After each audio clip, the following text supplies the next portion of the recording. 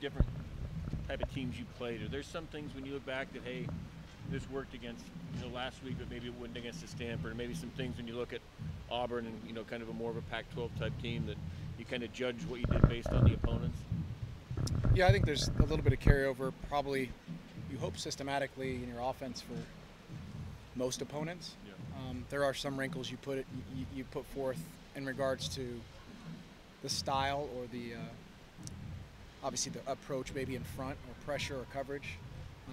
So there's some things that we can carry over through plans.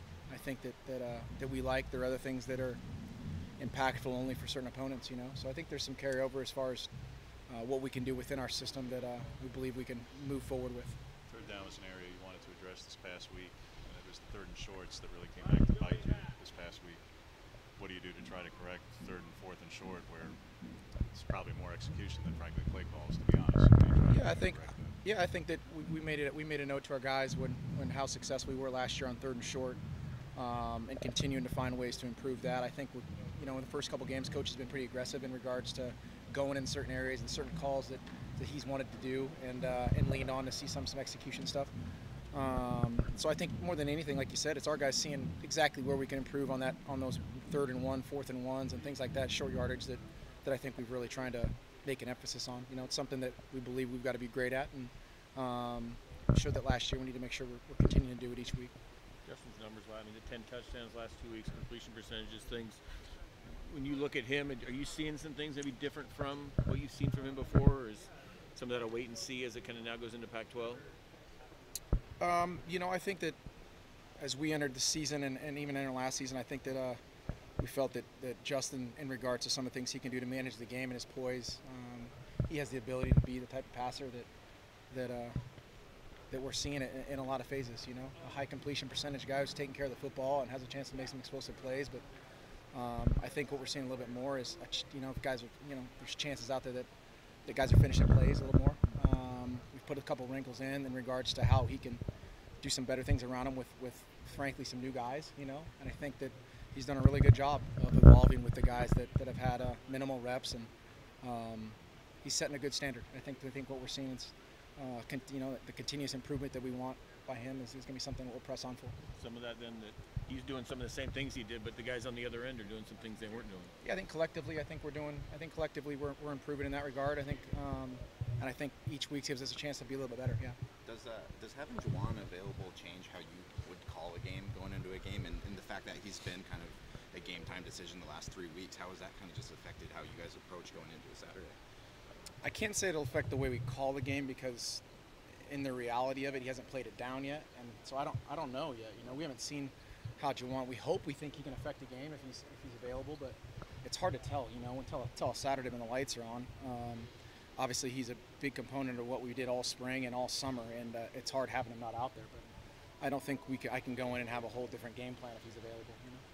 You guys had a lot of success passing last year against them, and a team like Washington had a very good secondary as well. Cal, you do have one of the better cover corners in the league on this defense, and Debo. So what does that matchup present wherever he's lined up, whether it's against Johnny or if Juwan plays or whoever? Yeah, no, they're a well-coached football team. They hands down, they've been that way for years. They've got a really good back end, and Coach Aquino does a great job there. I've known him for a really long time.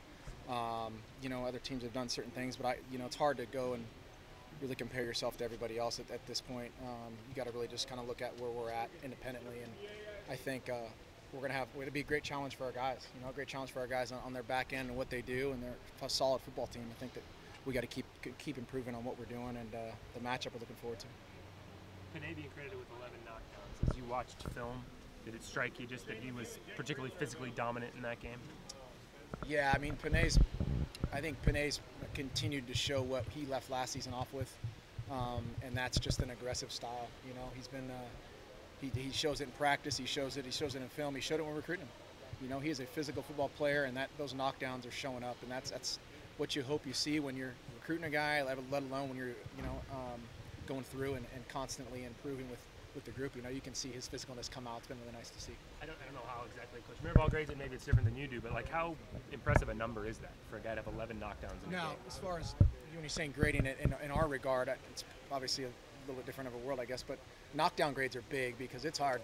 You're going against guys that are 250 plus pounds, and it's hard to knock a guy guy down. And knockdowns are a big deal physically. I think the morale of it, obviously, let alone the physical intent of what we're trying to get our guys to understand, is an important aspect. It's a high grade. And the normal number is for knockdowns in a game is. Yeah, you're getting single digits, maybe 2, 3, maybe if you're lucky. I mean, 11 knockdowns in a game is a lot of knockdowns. You know if you'll have Juwan? Do you know if you'll have him Saturday? I don't know. I don't know if coaches said that or not. I'm ready if he is, ready if he's not. Coach, backs are really kind of balancing the load, not one guy really being that bell cow. What does that say about the depth of position, how anyone can just kind of plug and play and put up big numbers? I think that's a tribute to the backs, like you said, in their room, let alone what Coach Mastro has done with those guys. He's done an awesome job, and I think it carries over to what a lot of people asked early in the season, early in preseason is that, that group's going to get a lot of touches all over the board, just like similar to last year, and I think they've stepped up and they've done an awesome job. And I think I pressed it with the unit there after the game, was a continued unselfishness about this group. I mean, guys, there's 11 different guys touching the ball in the last few games, let alone the carries by multiple backs. So that's a good sign of the group, of a collective group, and the backs are a perfect example of that.